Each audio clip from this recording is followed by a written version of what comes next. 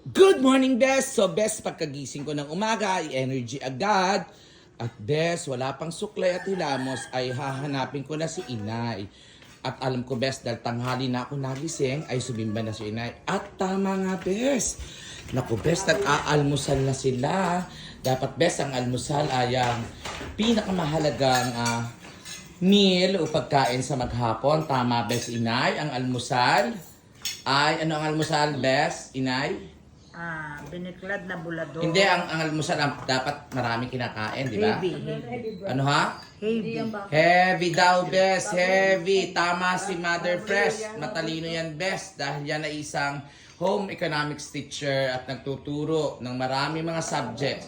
At, ay naku, Bes. Ay ba na may nagsasarili daw ng pagkuha ng blood pressure. At Diyos ko, Bes, kaibigan na rin ang pari. Ay, naku, Bes, hindi. Talagang kaibigan din eh. Bes, Ate Liling ang pare. Mukha naman pari. Kung ari naging lalaki, mukha aring pari.